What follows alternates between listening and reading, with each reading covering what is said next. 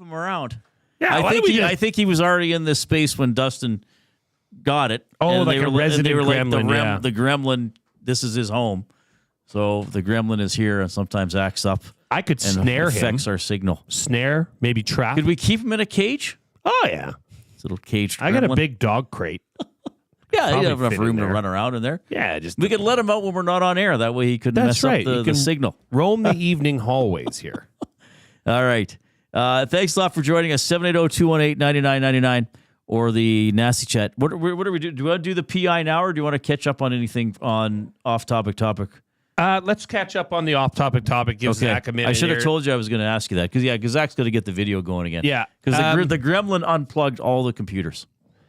So the question for today... Oh, yeah, what was it? Greatest athlete you've ever seen live, but we're not doing hockey players because that's too easy. Can't do hockey. That would be, like Reid said, much too easy because we live in Edmonton.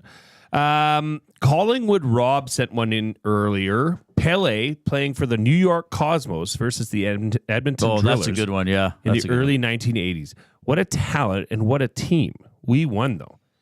Pele came to Edmonton? Yes. I've talked about this on a previous show. It was 77 or 78. Pele came in. Because the Drillers, that would have been the outdoor North American Soccer League at that time. Well, I thought the Drillers were indoor soccer. Okay, yeah, they were. I worked for them. I know. So there was, in the late 70s, early 80s, I want to say, there was Drillers that was outdoor, and then they also had an indoor season. And then, Edmonton Drillers, 1979 to 82. Okay, so my year was off for Pele. North American Soccer League, which then I believe had an indoor season as well. Yeah, they won the NASL indoor season in 80-81. And then there were the Drillers I worked for that were around late 90s until 2000 or 2001. Yeah, but Pele did come play a game against the Edmonton Drillers. That would have been pretty cool to see. I can't find the date right now, but yeah. And then there was the Sled Dogs, right? Wasn't that the roller hockey team? The Sled Dogs was Roller Hockey International, RHI, I believe it was called. Yes. They were turquoise in color. I remember that. Okay. My cousin loved going to those games, so he had season seats, so I would go with him. And it was funny because when a puck, inevitably went into the crowd, there was probably, 150 people watching the game. So the kid that could run over to that area the fastest and retrieve the puck went and got to go home with a nice memento. That's awesome. What else do we have here? We have Jason the Acadian. When I was a young lad, my mom worked at the Nisku Inn, and WWE had come through for a show, and they stayed there. I got to meet a bunch of the greats like the Bushwhackers and Bret and Owen Hart. The next night, my parents surprised us with tickets to see them live. So I got to see Bret Hart at his peak main event and match the day after meeting him as a 10-year-old. That would be cool. That would be pretty cool. Have you seen any of the Vince McMahon? Yeah, apparently this is the big. I'm always so far behind on this stuff on the popular shows and streaming. So I didn't know there was a McMahon show until you guys and other colleagues were talking about it today. Is it one show or is it a series? No, I think it's 6 parts. It's a series. But the funny thing is, I don't know if funny is the right word given the circumstances, but before they filmed most of this before all these allegations came out about how bad and how evil of a man is Vince McMahon is, allegedly. Okay. They stopped filming and then they picked it up again, from what I understand. Oh, wow. Okay. So he's sitting in the ring, the first 10 minutes of the show, and of course we all know what's coming down the pipe for him. Mm-hmm. Not good news. And he says, you don't really want to know the real me. I can't tell you about the real me. And it's just so fitting for what allegedly he was involved in. Library Pat says the greatest athlete I've ever seen compete live is probably Lydia Ko or Lorena Ochoa. At the LPGA event, 2 of the times it was at Royal Mayfair. Brooke Henderson was playing last time, but was relatively young. That is the LPGA events, especially when they have the Canadian. They've had the Canadian Open here, right? Yeah. I have not been to one. I know people that have gone, and I guess the name of the game there is just accuracy, like it's consistency. Yeah. They all hit the drive the same distance. Okay, well, this probably would have been 2008 or probably 2008.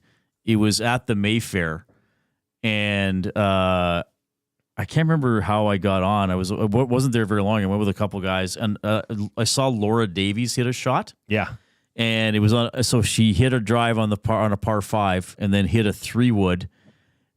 So we were basically where she was, but she was in the middle of the fairway. You could still hear the ball slicing through the air as it was almost on the green. Yeah. It was probably never more than 25 feet off the ground, and she just planted it 3 or 4 feet from the cup and got an eagle. It was an incredible shot. You know, I just came up with something that I think would be fun to do for Reid's top 3, which would be Reid's top 3, like old-timey, old school, or new age, whatever you want. Reid's top 3 professional wrestlers. Because you'd probably surprise a lot of people. I don't know, but I don't follow it closely enough. That's the thing. I wouldn't. You would have followed WWF. I followed it for about 2 years when I was like from grade 10 to 12. So Ultimate Warrior. So that Jake was the when the Snake Ultimate and Warrior was peaking. I remember the Ultimate Warrior Hogan match at Skydome. Right. Yeah, Jake the Snake was big. Ravishing Rick Rude was big. The Bushwhackers were in it. Legion of Doom.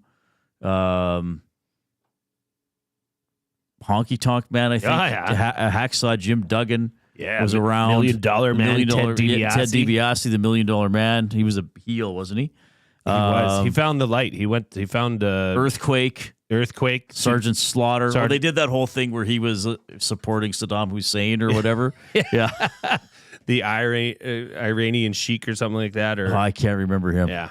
All right. Do we have the PI call? All right. Thank you, Zach, for getting everything going. That damn gremlin. We even named him and feed him. All right. So this is pass interference. No, it wasn't pass interference. Last night, let's see it.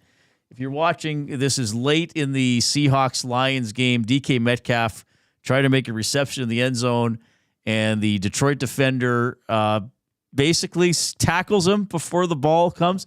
This was not called. So we are going to do buying or selling for Damon Bunting, a consistent top-producing realtor in Greater Edmonton and among Western Canadian RE/MAX realtors. He and his team would love to help you find that right home or make the move from your current home. Community-driven, he understands what it takes to make a difference in our city. Check him out, DamonBunting.com, or on Instagram at DamonBuntingRealEstate. We played in his charity golf tournament this summer to help out Robin Hood. Great guy, and we had to have him as part of the show for buying or selling. So are you buying or selling reintroducing a pass interference challenge into the National Football League? Because we've played some other videos. Clearly the Chiefs got away with one last week that should have been PI. Or no, who got away with that one was PI. The Patriots-Seahawks game. So Seahawks have been in some... Well, the Seahawks got a break Seahawks earlier got the this benefit season. of the call. Tyler Lockett. The Chiefs-Falcons one. I can't remember who benefited off Pitts. it, though. No, it should have been first and goal for Atlanta. For Atlanta, right. Because they tackled Pitts in the end zone. And this is along those lines. And I love how you can see the ref hopping in right here. What are you looking at? He's not making the call. The ref is not the actual head referee. Okay, but his eyes are on that. You can see. That's gotta be I know the it's line not his judge call or the as a back head judge, but my goodness. So am I buying or selling? Should there that they can challenge pass interference again, which they did for 1 year before. Okay, so currently challenged, like what can be challenged currently? Incomplete passes, complete passes, right? Fumbles can be challenged. The spot of the ball can be challenged. Yep. All scoring plays are automatically reviewed. Runner down by contact. Yes. Like if the elbow touches or what happened. Goal line plays. Okay. So that's a challenge where the coach throws a red flag. Right. So should a coach be able, as in the CFL, should a coach be able to say, hey, that was PI, or the other team? So they had it in the NFL in 2019 that they could challenge pass interference, and they got rid of it. They only did it for 1 year. Okay, here's what I would say. So I guess I am buying that they should reinstate a form of challenge. I don't want to have the coach challenge this, okay? Because there's too many, like they do in the CFL. Sometimes it's a guess. they'll throw a flag out at the end of the game and hope that somebody on the field was getting, interfered with, right. which happens almost every play. Okay, what I want is on plays like this, which is, there's people saying he tripped. Okay, if he tripped, but you could not deny that the player is interfering with DK Metcalf. You cannot. So I would like to see, like the eye in the sky, come in and buzz the head ref, which happens in other circumstances, clock adjustments and all this stuff. Hey, that was pass interference. We got to amend this. We got to make it right. Okay, blow the whistle. What would you call it? The command center has weighed in and they have deemed that this was pass interference on so-and-so. The ball will be placed at the 1. Move on.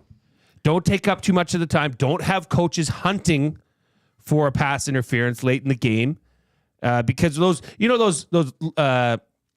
Hail Marys at the end of a game, you could probably find some form of interference towards an offensive player in those scrums.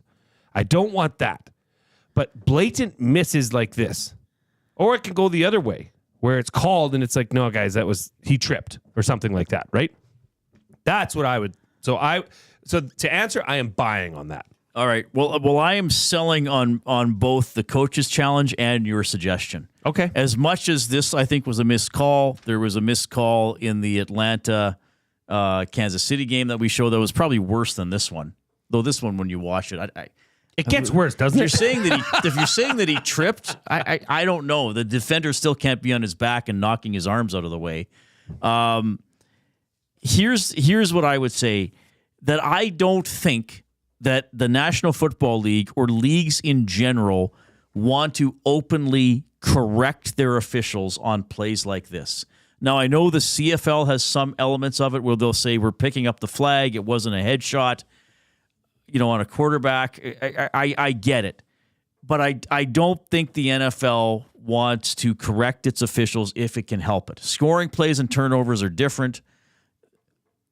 There's still some judgment to pass interference. And while I would agree with you that they made the wrong judgment on this Metcalf play, I still think it delays the game. And then, okay, so where do you draw the line? Well, let's just get rid of the coach's challenge altogether, which they used to have, and they would just replay things when the officials needed it. So I would still, as much as I don't like these missed calls, and it's especially with pass interference, it's mind-boggling sometimes how they aren't called. I would still sooner live with the human error than start going to replay and slow motion replay and all this kind of stuff. And the NFL allows a little more in terms of hand fighting. And I guess that's what the official must have thought on that play. Oh, he's just hand fighting with DK Metcalf. But I'm not talking about the bang bang play where, we got to go to super slow mo to figure it out. I'm not talking about that. I'm talking about the blatant calls that are missed, a la Pitts in the Atlanta game in the end zone when he got tackled. Right. They just missed it. They don't have eyes on every player every time. But then you're asking the league to judge the officials. Like, at least the CFL leaves it up to a coach to say, okay, do you think you can win the challenge? They're doing a terrible job. They're costing people bonus money. They're deciding games ultimately with a lack of judgment, or just straight, hey, they missed a call. That's happened. It's human error. I mean, Major League Baseball is going to be taking that out from the umpires' control here soon enough. But yeah, I would like to see an eye in the sky interject only on blatant calls or missed calls. But again, there's still subjectivity to blatant. I mean, look, so obviously some people don't think it was blatant on Metcalf. Probably Seattle Seahawks, or probably Detroit Lions fans. Honestly, I don't know. Like, Zach's got it up again here, and if you're driving home and you want to know what we're looking at, just pick it up at the part 2 of the Reid Wilkins Show. I don't see how that's a trip. He's tackled before he has both arms restrained. Yeah. It's just a bad look. It's just a missed call. That's a bad call. But again, maybe the NFL would say, "Oh, that's not blatant. We're not gonna look at it." But I would sell on that. I'm gonna avoid opening up the replay box any more than it has to be. And I must say, not challenging that. I understand what you're saying, because it slows the game even more. It seems like these challenges, though, have gotten more or less time consuming. because they have command centers. Yes. That can weigh in and make these decisions pretty quick. We are in the James H. Brown studio. James H. Brown, personal injury law firm, the heavy hitters of injury law with over 200 years of experience. James H. Brown will get you the settlement you deserve. Their website, jameshbrown.com. Book your private consultation today. I got my sports headlines in Limerick form. We got those photos from the Mahomes stuff. Yeah, that Mahomes the listener wrote in about. A beautiful picture of the big house in Michigan, sent in by Mike, the Michigan fan. Here comes a sports update for Sit and Sleep.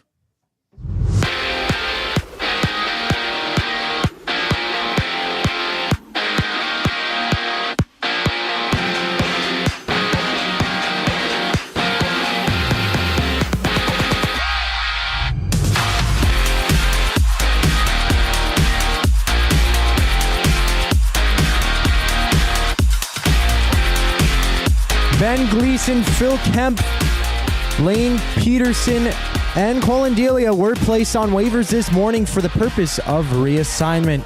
Other moves saw James Hamlin being loaned to the Bakersfield Condors and Bo Akey returning to the Barrie Colts. Oilers preseason continues tomorrow against the Kraken. It was Habs forward Patrick Laine not needing to undergo surgery. He'll only be out 2 to 3 months with a sprained left knee. Laine last year in Columbus had 9 points in 18 games for the Blue Jackets.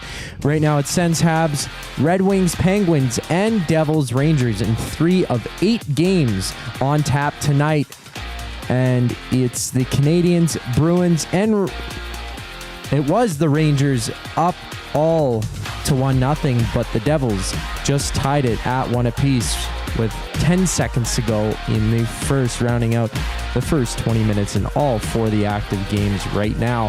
Elks wide receiver Gavin Cobb did not practice while RB Devon Leake was limited. The Elks' next game is Saturday against the Riders. Right now in baseball, the Mets are up 8-4 against the Brewers midway through the 7th. And earlier, it was the Royals beating the Orioles 1-0 and the Tigers defeating the Astros 3-1. Later, it's the Braves and Padres just after 6:30.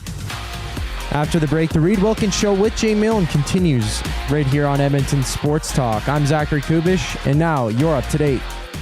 Hey Edmonton, ready to take advantage of lower rates and better pricing? South Fort Chevrolet in Fort Saskatchewan has you covered. From rugged trucks to sleek SUVs. And with over 40 years in business, you can trust that you're getting the best deal on your new ride. As the proud title sponsor of the Nielsen Show, EST listeners can drive a little to save a lot with South Fort Chevrolet's transparent pricing and down-to-earth sales team.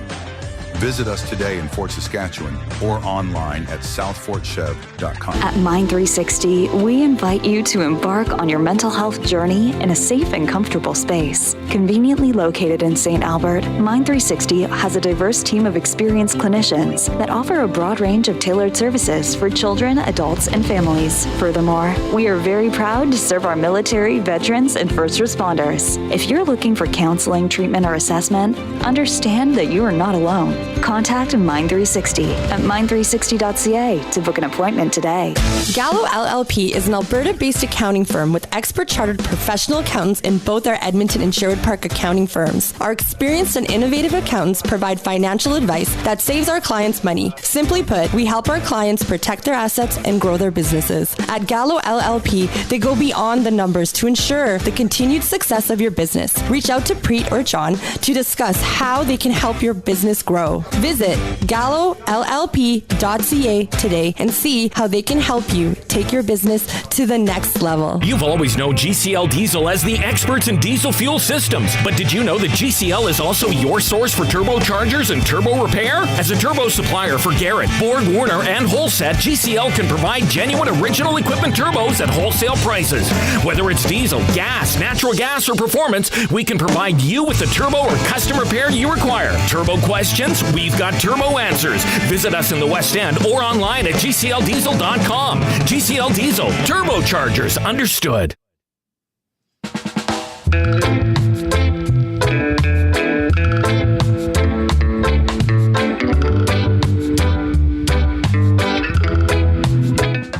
All right. right. Oh, my goodness. It's that time of the day. My limericks. Sports news in limerick form.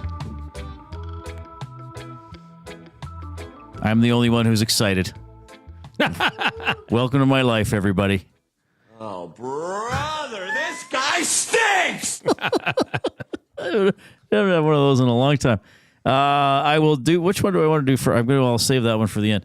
All right, here are my sports news in limerick form, up to date in the form of a limerick. Hopefully, people have now figured out what a limerick is. Here we go. Number one: the Elks are left battered and bruised. The Bombers scored early and cruised. So many touchdowns caused so many frowns. Our watch party was less than enthused. Round of clicks. Very well done. Who won the wing contest again? Bryce the Sparky. I don't know what the controversy is either. I think it's just the controversy was, Zach was in it too. Maybe, yeah. Who could not win? Well, he could have won, but he would have had to donate. Oh, sorry, he couldn't get the prize. We'll get a full recap from your perspective after Reid's beautiful limerick. Well, let's do it now. All right, let's do it now. Let's do it now. All right. Well, what kind of recap? Just the. Well, I mean, you feel like you were slighted. Or? I think you feel like you were slighted. Obviously, Big Uke's already gotten legal representation on his side. So, as the judge, one of the judges, I thought the Bryce Sparky ate, and I said it clearly. If you go back to the video, I did say you can leave meat on the tip and at the tail of the bone. Mm-hmm. Everything in the middle needs to be cleaned off. And from what I saw, Bryce Sparky did just that. Well, I saw a little bit different. And you said you were one of the judges. You were supposed to be the only judge, right? And I forgot, or I remembered incorrectly where I went on the Green and Gold post-game show and said, I wasn't trying to put flack on you, but I watched the video back. Yeah. And it was Dusty going up to me, who isn't a judge, looking at my plate and saying, no, those wings aren't eaten enough, man. I do recall So that. I had to pick up two of the wings that I had already thrown and discarded and basically restart. And when I compared them to what they looked like with Bryce Sparky's, it was pretty similar. So that's, I'm a sore loser. I get it. So it's Dustin's fault. Is that all Dustin's just what we're going to It's say all here? Dusty's fault. Okay, can we cut that, Zach? Thank you. All right. So anyway, there was I did not participate in the wing eating. And by halftime, I was not as interested in the game either at that point. Limerick number 2. Corey Perry says, don't touch Connor. To defend my captain is my greatest honor. I will use my glove to give your face a shove. And by the way, I'm old, but still a scorer. Oh, Nice goal that last was a night good as well. He one. still got the bits, right? yeah. And I liked seeing him jump to the to the aid of Connor. Yeah. And it's still around the net. You see the hands. That was a nice goal last night, walking in and scoring. All right. And then my last limerick for the day, a topic we talked about earlier. Charlie Hustle has exited the diamond. His transgressions left him on an island. The Hall of Fame won't looky because he called his bookie and said, give me the Reds plus 1,000. Okay. I like this. Those are my limericks. You can make your paper airplane out of my limericks. I already made the paper airplane. Okay. It's Then ready I'll to just go. donate this to the Baseball Hall of Fame. I'm trying to come up with one on the fly. Oh, here. you want to do them now too? That's great. Yeah. After I taught everybody what they are last week. Yes. Well, now that I know what they actually are. Do people submit any limericks? Yeah, we could have people, if you have a limerick just off the top of your head, go ahead and submit it. But we'll just always know, take them. We'll email them, Reid at EdmontonSportsTalk.com. Yeah, email them, Reid at EdmontonSportsTalk.com. He'll get them on. Okay. He's almost got one. You got about 6 minutes. Okay. Talk about something for 2 seconds here. All right. I love that. Talk about something for 2 seconds. So the Oilers practice today and game tomorrow in Seattle at Vancouver on Friday to close it out. We're going to have the Oil Stream pregame show with Tom and Hernan starting tomorrow, so we'll debut that, which will be fun. As I'm really wondering, along what we were talking about earlier, could Travis Dermott get a contract out of all this? I think Josh Brown on the back end has been not awe-inspiring. So I wonder if Dermott, who's still here on a PTO, could possibly wind up getting kept perhaps as the 6'7" defenseman with, I guess, then Troy Stetcher. Well, I think Stetcher's going to be around. I think so. So we'll see. I mean, somebody has to be. Somebody has see, to and stick around. again, that's the one concern about that position. Yeah. That you're picking somebody because you need enough warm bodies. You need a warm body. As opposed to other positions on the team. Oh, well, we're picking between 2 or 3 very good players for that spot. Zach, if you want to prep the pictures that were sent in earlier, and then we could also talk about the chili cook-off that's going to be happening this Saturday at the Elks game.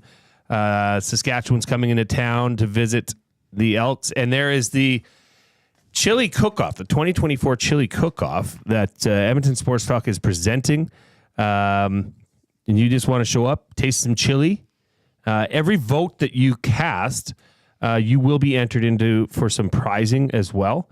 There's 25 regular chilies, 5 vegan or vegetarian chilies, and the People's Choice Award is the one that is going to be highly coveted. Oh, nice. Okay. So if you are going down there, go check out the tailgate and get involved in the chili cook-off.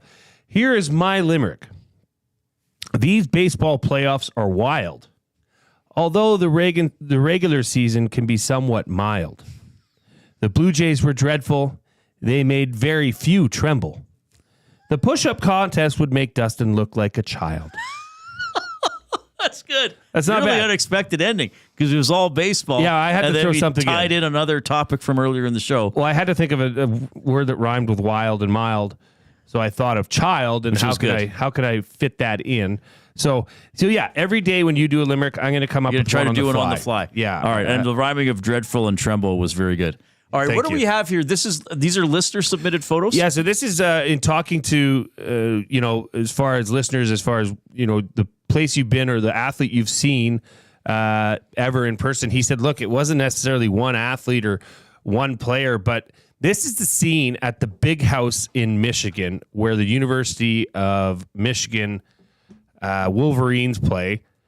And the Big House is probably one of the biggest stadiums going. It seats 107,000 people. Yep. 107. So obviously this was a win. They rushed the field. And then I forget who it was that sent in that they were they went the day after the Super Bowl. They were at the Magic Kingdom, right? And happened to run up upon a recognizable fella there. Hey Zach, why don't we pull that one up? Oh yeah, they ran into Patrick Mahomes. Who was arm in arm with Mickey Mouse. So is the trophy in that shot that's small? I didn't see the trophy in any of the pictures. I can't. That he sent I'm in. sorry, my eyesight is so poor. But a couple interesting stories, a couple funny stories. Thanks for participating in the EST off-topic presented by William Huff. I think that wrestling one could get some traction too, just judging off of what people have come in into the nasty chat. I do agree that's a good topic. My top 3 would be really lame though. Like I got to start it. Hey, my top 3. Beauty's in the eye of the beholder. Well, it really is. It really is. As are goof ups in the eye of the goofer.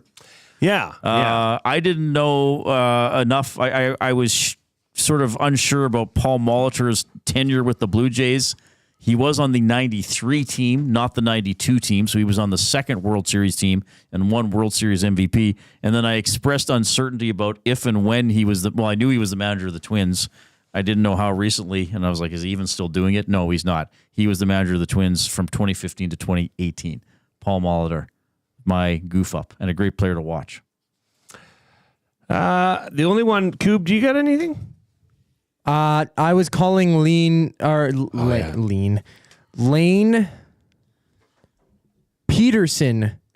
Pedersen. Yeah. Not once, but twice, probably in a sports update before I tried to click back in. And Reid said, hey, want to make sure you're saying it right. It's Peterson, not Pedersen. Peterson, yeah. It is Pedersen or Peterson. Yeah. Jeez, crisscross. And you were you misspoke on which game the Wildcats were playing next. That's right. Good catch. Good catch. I said they were going to be playing host to the Saskatoon Hilltops. That is not the case. They were playing host to the Winnipeg Rifles. So, got me there. And I tried to end the Jeff Krishel interview without asking him one of the most important questions of the interview that I wanted to ask him about, which was the, it's so important I forgot it now. Oh, the finish to the regular season yesterday. Yes. It's all right. We got it in there. It's part of my limerick. That's all right. It's part of the limerick. All right. Jed Roberts scheduled to join us tomorrow on the Reid Wilkins Show. We're with you from 3 to 6 every weekday. Live programming on Edmonton Sports Talk. Your clear choice for Edmonton Sports resumes at 6 a.m. with the Nielsen Show. On behalf of the Zach Kubusch, and the glue guy, Jay Milne, I'm Reid. Have a great evening.